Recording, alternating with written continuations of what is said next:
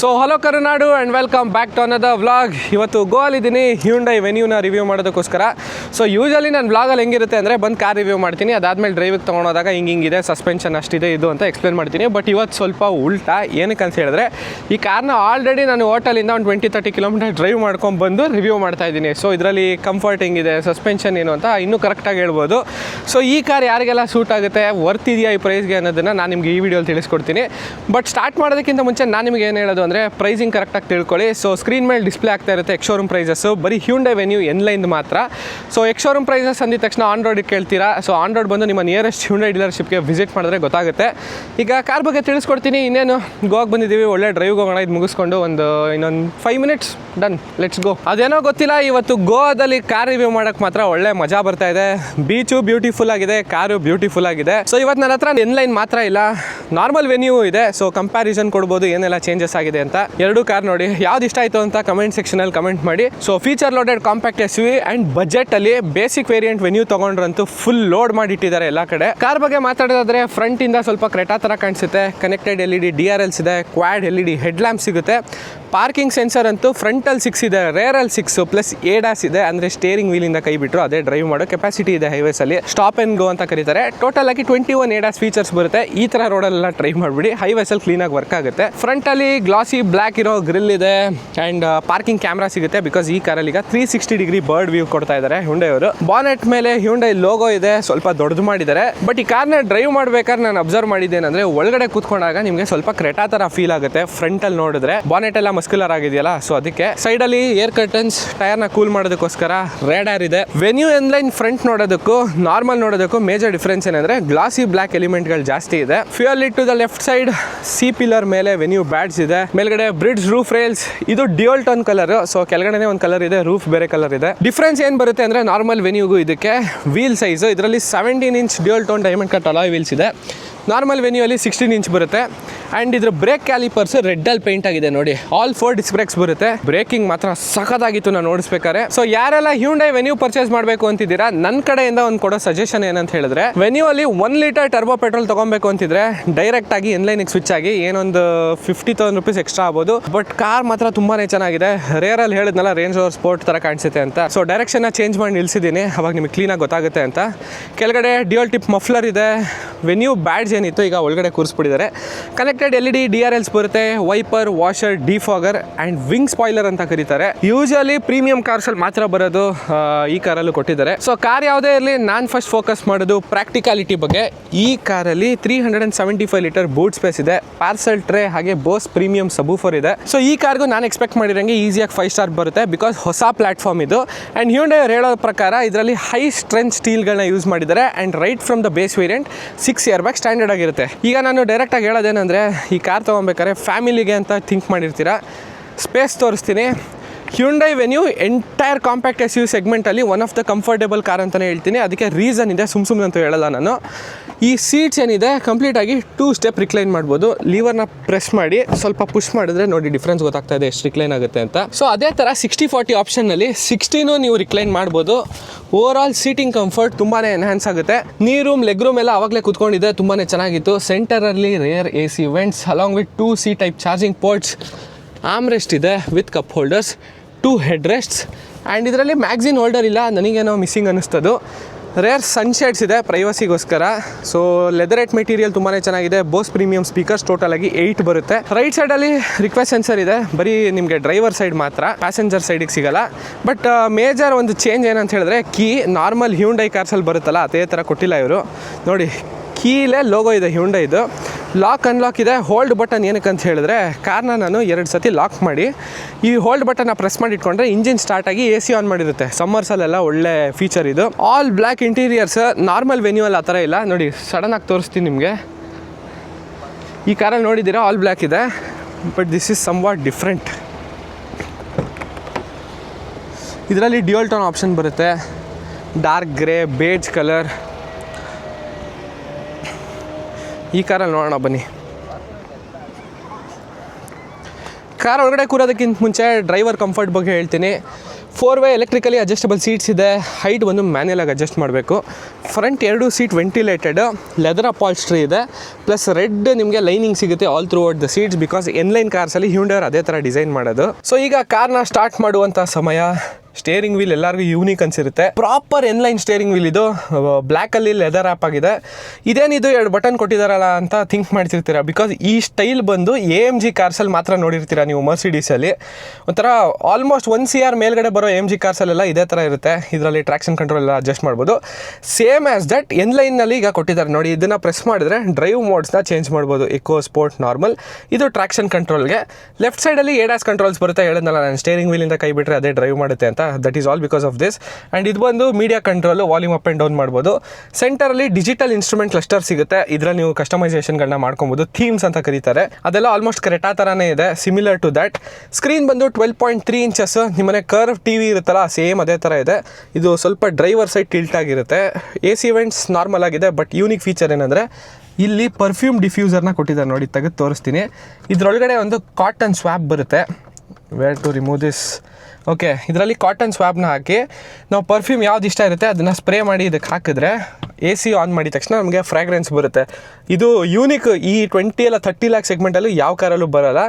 Automatic climate control ಕೊಟ್ಟಿದ್ದಾರೆ, wireless charger ಇದೆ, and N Line specific gear knob ಇದು. And electronic parking brake ಇದೆ. Stop and go, traffic ಎಲ್ಲರೂ ನಿಲ್ಲಿಸಿದ್ರೆ auto hold ಆಗುತ್ತೆ. ಅಕಸ್ಮಾತ್ ಹಿಲ್ ಸ್ಟೇಷನಲ್ಲಿ ಡ್ರೈವ್ ಮಾಡ್ತಾ ಇದ್ದೀನಿ ಅಂತ ಹೇಳಿದ್ರೆ 5 ಸೆಕೆಂಡ್ ಟೈಮ್ ಕೊಡುತ್ತೆ. ಹಿಂದ್ಗಡೆ ರೋಲ್ ಬ್ಯಾಕ್ ಮಾಡಲ್ಲ. ಆಟೋ ಡಿಮಿಂಗ್ IRVMs ಇದೆ ನೋಡಿ. ಸನ್ ರೂಫ್ ಬಂದು ಸಿಂಗಲ್ ಪೇನು, ಪ್ಯಾನೋರಾಮಿಕ್ ಸಿಗಲ್ಲ. ಬಿಕಾಸ್ ಪ್ಯಾನೋರಾಮಿಕ್ ಬೇಕು ಅಂದರೆ ಆಬ್ವಿಯಸ್ಲಿ ಕ್ರೆಟಾ ತಗೋತಾರೆ ನಮ್ಮ ಜನ. ಆಲ್ ಬ್ಲ್ಯಾಕ್ ಇಂಟೀರಿಯರ್ಸಲ್ಲಿ ಕಾರ್ ಮಾತ್ರ ತುಂಬಾ ಚೆನ್ನಾಗಿ ಕಾಣಿಸುತ್ತೆ. ಒಂಥರ ಸ್ಪೋರ್ಟಿ ಫೀಲ್. ಯಾವಾಗ ಬಂದು ಕೂತ್ಕೊಂಡ್ರು ಜೋಶ್ ಆಗಿರುತ್ತೆ. ಈ ಸ್ಕ್ರೀನ್ ಬಗ್ಗೆ ಹೇಳ್ತೀನಿ. ವೈರ್ಲೆಸ್ ಆಂಡ್ರಾಯ್ಡ್ ಆಟೋ ಇದೆ, apple CarPlay, and 360 degree parking camera. Hyundai ಅವರು ಸರೌಂಡ್ ವ್ಯೂ ಮಾನಿಟರ್ ಅಂತ ಕರೀತಾರೆ. ಇದು ನೋಡಿ, ವಿಸಿಬಿಲಿಟಿ ತುಂಬಾ ಚೆನ್ನಾಗಿದೆ. ಅಲ್ಲಿ ಯಾರೋ ಗಾಡಿ ತೊಗೊಂಡ್ಬಂದರು, ಅದು ತೋರಿಸ್ತಾ ಇದೆ ನನಗೆ. ಹಾಗೆ ಇದರಲ್ಲಿ ಆಟೋಮೆಟಿಕ್ ಹೆಡ್ಲ್ಯಾಂಪ್ಸ್ ಬರುತ್ತೆ, ಬಟ್ ಆಟೋಮೆಟಿಕ್ ವೈಪರ್ಸ್ ಬರೋಲ್ಲ. ಅದರಲ್ಲಿ ಒಂದು ಕಾಸ್ಟನಿಂಗ್ ಆಗ್ಬಿಟ್ಟಿದೆ. ರೈಟ್ ಸೈಡಲ್ಲಿ ಇಂಜಿನ್ ಸ್ಟಾರ್ಟ್ ಸ್ಟಾಪ್ ಬಟನ್ ಇದೆ. ಟ್ರಾಕ್ಷನ್ ಕಂಟ್ರೋಲ್ನ ಆಫ್ ಮಾಡ್ಬೋದು. ಓವರಾಲ್ ಕ್ಯಾಬಿನ್ ಇಷ್ಟ ಆಯಿತು. ನಿಮಗೇನು ಅನ್ನಿಸ್ತು ಅಂತ ಕಮೆಂಟ್ ಸೆಕ್ಷನಲ್ಲಿ ಕಮೆಂಟ್ ಮಾಡಿ. ಆ್ಯಂಬಿಯೆಂಟ್ ಲೈಟು ಫುಲ್ ರೆಡ್ಡಲ್ಲೇ ಬರುತ್ತೆ. ಇದು ನೋಡಿ, ಕಪ್ ಹೋಲ್ಡರ್ದು ಕನ್ಸೋಲ್ ಎಲ್ಲ ರೆಡ್ ಕಲರಲ್ಲಿ ಗ್ಲೋ ಆಗ್ತಾಯಿದೆ. ಸೆಂಟರ್ ಆರ್ಮ್ರೆಸ್ಟ್ ಓಪನ್ ಮಾಡ್ಬೋದು. ರೇವ್ ಮಾಡೋಣ ಕಾರ್ನ.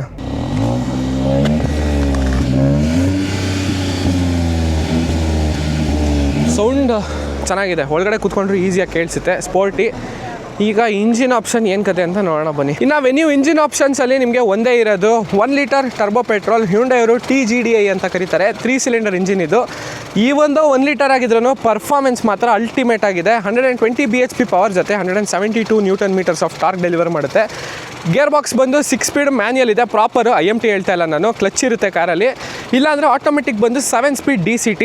ನಿಮಗೆ ನಾರ್ಮಲ್ ವೆನ್ಯೂಲ್ಲೂ ಬರುತ್ತೆ. ಬಟ್ ಹೇಳೋದಲ್ಲ ಚೇಂಜಸ್ ಏನೇನಾಗಿದೆ ಎನ್ಲೈನಲ್ಲಿ ಅಂತ. ಸೊ ಫೈನಲಿ ಈಗ ನಾನು ಡ್ರೈವ್ ಮಾಡ್ತಾ ಇದ್ದೀನಿ ಹೊಸ ಹ್ಯುಂಡೈ ವೆನ್ಯೂ ಎನ್ಲೈನ್. ಗೋವಾಲಿ ಒಂದು ಒಳ್ಳೆ ಹೈವೇ ಸಿಕ್ತು. So come on, let's go. Sports ಮೋಡ್ಗೆ ಹಾಕಿದ್ದೀನಿ.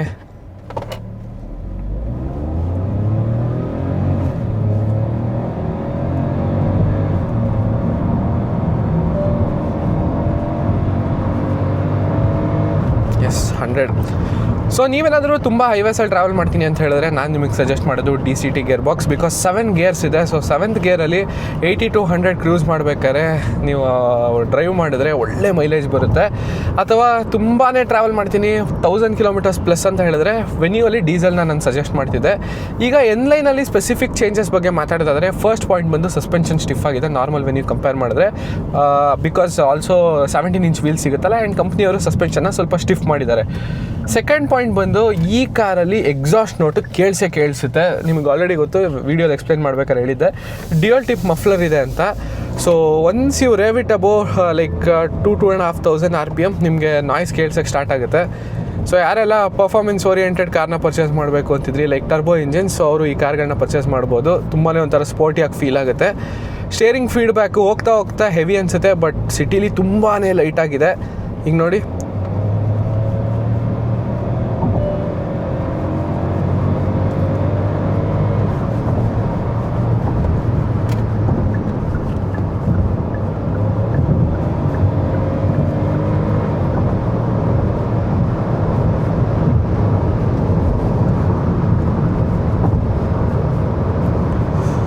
ಓಕೆ, ಈ ಕಾರ್ ಯಾರಾದರೂ ಬೆಂಗಳೂರಲ್ಲಿರೋರು ತೊಗೊಳಕ್ಕೆ ಪ್ಲ್ಯಾನ್ ಮಾಡ್ತಾ ಇದ್ದರೆ ಮ್ಯಾನ್ಯಲ್ DCTಗೂ ಕನ್ಫ್ಯೂಷನ್ ಸ್ಟಾರ್ಟ್ ಆಗಿರುತ್ತೆ. ಫಸ್ಟ್ ಪಾಯಿಂಟ್ ಏನಂದರೆ ಮ್ಯಾನ್ಯುಯಲ್ ಒಂಥರ ಫನ್ ಟು ಡ್ರೈವ್. ನಿಮ್ಗೆ ಯಾವಾಗ ಬೇಕು ಅವಾಗ ಗೇರ್ ಶಿಫ್ಟ್ ಮಾಡ್ಕೊಂಡು ಡ್ರೈವ್ ಮಾಡ್ಬೋದಲ್ಲ. ಸೊ ಒಬ್ಬೊಬ್ರು ಪರ್ಸ್ಪೆಕ್ಟಿವ್ ಒಂದೊಂದು ಥರ ಇರುತ್ತೆ. ಬಟ್ ತುಂಬಾ ಟ್ರಾಫಿಕಲ್ಲಿ ಡ್ರೈವ್ ಮಾಡ್ತೀನಿ ನಾನು, ಜಾಸ್ತಿ ತಲೆ ಕೆಡ್ಸ್ಕೊಳ್ಳೋಕ್ಕೋಗಲ್ಲ. I want an automatic car ಅಂದರೆ DCT is a better option. So ಈ ಕಾರಲ್ಲಿ 3 ಥರ ಮೋಡ್ ಬರುತ್ತೆ: eco, normal and sports mode. Traction control ಇದೆ. ಟ್ರ್ಯಾಕ್ಷನ್ ಕಂಟ್ರೋಲ್ ನೋಡೋಣ. What kind of snow, mud and sand ಇದೆ. ಸೊ ನೀವು ಡ್ರೈವ್ ಮಾಡಬೇಕಾದ್ರೆ ಕಾರ್ನ ಇಕೋ ಮೋಡಲ್ಲಿ ಜಾಸ್ತಿ ಡ್ರೈವ್ ಮಾಡಿ, ಆಬ್ವಿಯಸ್ಲಿ ಫ್ಯೂಯಲ್ ಎಫಿಷಿಯನ್ಸಿ ಬರುತ್ತೆ. 0 to 100 ಒಂದು 11 ಸೆಕೆಂಡ್ಸಲ್ಲಿ ಮಾಡುತ್ತೆ ಅಂತ ಅಂದ್ಕೊಂಡಿದ್ದೀನಿ. ಬಟ್ ಮ್ಯಾನ್ಯುಯಲ್ ಆಗಿದ್ರೆ hope it will be around 10 seconds. ಈಗ ಮೈಲೇಜ್ ವಿಚಾರಕ್ಕೆ ಬಂದರೆ ಟರ್ಬೋ ಪೆಟ್ರೋಲ್ ಇಂಜಿನ್ಸು ನೀವು ಯಾವ ಥರ ಡ್ರೈವ್ ಮಾಡ್ತೀರಾ ಅದ್ರ ಮೇಲೆ ಡಿಪೆಂಡ್ ಆಗುತ್ತೆ. ಹೈವೇಸಲ್ಲಿ ಜಾಸ್ತಿ ಬಂದೇ ಬರುತ್ತೆ because smaller capacity and 3 cylinder engine ಇರೋದ್ರಿಂದ. ಸಿಟಿಲಿ ನೀವು ತುಂಬಾ ಗೇರ್ ಶಿಫ್ಟ್ ಮಾಡಿದ್ರೆ obviously it will drop. But ಹೈವೇಸಲ್ಲಿ ಈ ಕಾರ್ ಕಂಫರ್ಟ್ಗಂತೂ ಕ್ವೆಶ್ಚನ್ ಮಾರ್ಕೇ ಇಲ್ಲ. ಈಸಿಯಾಗಿ ಟ್ರಾವೆಲ್ ಮಾಡ್ಬೋದು, ಟಯರ್ಡ್ ಆಗೋಲ್ಲ. ಫ್ಯಾಮಿಲಿನ ಕೂರಿಸ್ಕೊಂಡು ಹೋಗ್ತೀನಿ ಅಂದರೆ ಮೈ ರೆಕಮೆಂಡೇಷನ್ 4 adult 1 child. 5 ಜನ ಕೂತ್ಕೊಳ್ಳೋಕ್ಕೆ ತುಂಬ ಟ್ರಾವೆಲ್ ಮಾಡೋಕ್ಕಾಗಲ್ಲ. ಸಿಟಿ ಒಳಗಡೆ ಇಟ್ಸ್ ವೆರಿ ಗುಡ್. ADAS ನೋಡಿ. ಸೊ ADAS ಬಗ್ಗೆ ಸ್ವಲ್ಪ ಟೆಸ್ಟ್ ಮಾಡೋಣ ಬನ್ನಿ. ಈಗ ಹೈವೇನ ಎಂಟ್ರ್ ಆಗ್ತಾ ಇದ್ದೀನಿ. ಸೊ ಇದನ್ನು ಯಾರು ಸಿಟಿ ಕಂಡೀಷನ್ಸಲ್ಲಿ ಟ್ರೈ ಮಾಡಬೇಡಿ. ಹೈವೇಸಲ್ಲಿ ಜಾಸ್ತಿ ಯೂಸ್ ಮಾಡೋಕ್ಕೆ ADAS ಕೊಟ್ಟಿರೋದು. ಕರೆಕ್ಟಾಗಿ ಲೇನ್ನ ಡಿಟೆಕ್ಟ್ ಮಾಡುತ್ತೆ. ಎಮರ್ಜೆನ್ಸಿ ಬ್ರೇಕಿಂಗ್ ಇದೆ, ರೇರ್ ಕೊಲಿಷನ್ ವಾರ್ನಿಂಗ್ ಆಗಿರ್ಬೋದು, blind spot monitor, rear traffic alert, 21 ADAS features ಇದೆ. ಸೊ ಇದಕ್ಕಿಂತ ಇನ್ನೇನು ಬೇಕಿಲ್ಲ. ಅದು ಲೆವೆಲ್ 2. ADAS ಹೆಲ್ಪ್ ಆಗುತ್ತಾ? ಖಂಡಿತ ಹೌದು. When you are driving it on highways. So alert ಕೊಡುತ್ತೆ more than 15-20 seconds ಕೈ ಹಿಡಿಲಿಲ್ಲ ಅಂದರೆ. ಪುನಃ ನೀವು ಟಚ್ ಮಾಡಲೇ ಇಲ್ಲ ಸ್ಟೇರಿಂಗ್ ವೀಲ್ ಅಂತ ಹೇಳಿದ್ರೆ ಕಂಪ್ಲೀಟ್ ಡಿಯಾಕ್ಟಿವೇಟ್ ಆಗುತ್ತೆ. ಬಟ್ ಈಗ ಸ್ಟೇರಿಂಗ್ ಫೀಡ್ಬ್ಯಾಕ್ ಯಾವ ಥರ ಇದೆ, ಕಾರ್ನರ್ಸರೆಲ್ಲ ಸ್ಟೇಬಲ್ ಇದೆಯಾ ಅಂತ ಕೇಳಿದ್ರೆ ಆರಾಮಾಗಿ ಹೋಗ್ಬೋದು. 100-120ಗೆ ಏನು ಪ್ರಾಬ್ಲಮೇ ಇಲ್ಲ. ತುಂಬ ಟರ್ನಿಂಗಲ್ಲಿ ನಾನು ಪುಷ್ ಮಾಡ್ತೀನಿ ಅಂದರೂ this is a very capable car. ಮೈಲ್ಡಾಗಿ ರೂರಲ್ ಸೈಡ್ ತೊಗೊಂಡೋಗ್ಬೋದು. ಗ್ರೌಂಡ್ ಕ್ಲಿಯರೆನ್ಸ್ ಪ್ರಾಬ್ಲಮ್ ಇಲ್ಲ. Fun to drive. ಯಾವಾಗ ಬೇಕು ಸ್ವಲ್ಪ ಆಕ್ಸಿಲರೇಟರ್ ಒಂದು ಸತಿ ತುಳಿದ್ರೂ ನಿಮಗೆ ಇನ್ಸ್ಟೆಂಟ್ ಪರ್ಫಾರ್ಮೆನ್ಸ್ ಅನ್ನೋದು ಸಿಗುತ್ತೆ. ಸೊ ಬೋರ್ ಆಗೋಲ್ಲ. ಈ ಕಾರ್ ಯಾವ ಏಜ್ ಗ್ಯಾಪ್ ಅವ್ರಿಗೆ ನಾನು ಸಜೆಸ್ಟ್ ಮಾಡ್ತೀನಿ ಅಂದರೆ ಬಿಟ್ವೀನ್ ಲೈಕ್ 25 to 40 years. ಬೇರೆ ಕಾರ್ನ ಓಡಿಸಿ ಬೋರ್ ಆಗೋಗಿದ್ರೆ ಈ ಕಾರ್ ನಿಮಗೆ ಥ್ರಿಲ್ ಅಂತೂ ಕೊಡುತ್ತೆ, guarantee. So venue N Line is a very practical car, not just performance. Pushing it hard. So ನೋಡಿ 80 ಪುಷ್ ಮಾಡಿದ ತಕ್ಷಣ ಡೌನ್ ಶಿಫ್ಟ್ ಆಯಿತು 3rd gearಗೆ. ಇಟ್ಸ್ ಪುಷಿಂಗ್ 5000 RPM ಹೋದ್ರು. ರಿಫೈನ್ಮೆಂಟ್ ತುಂಬಾ ಚೆನ್ನಾಗಿದೆ. ಈ ಒಂದು ಇಟ್ಸ್ ಅ 3 cylinder ಇಂಜಿನ್. ನಿಮಗೆ 4,500 ಕ್ರಾಸ್ ಆಗಿ ಹೋದರೂ ಅಷ್ಟೊಂದೇನು ವೈಬ್ರೇಷನ್ಸ್ ಅನ್ನೋದು ಫೀಲ್ ಆಗೋಲ್ಲ ಕಾರಲ್ಲಿ. ADAS ನೋಡಿ again lane keep assist start ಆಯಿತು. ಸೊ ಇದರಲ್ಲಿ ಅಡ್ಯಾಪ್ಟಿವ್ ಕ್ರೂಸ್ ಕಂಟ್ರೋಲ್ ಇದೆ, ಅದನ್ನು ಟ್ರೈ ಮಾಡ್ಬೋದು. 60-80ಗೆ ಹಾಕಿದ್ದೀನಿ. ಯಾರಾದರೂ ಸಡನ್ನಾಗಿ ಅಡ್ಡ ಬಂದರೆ ಎಮರ್ಜೆನ್ಸಿ ಬ್ರೇಕಿಂಗ್ ಮಾಡುತ್ತೆ.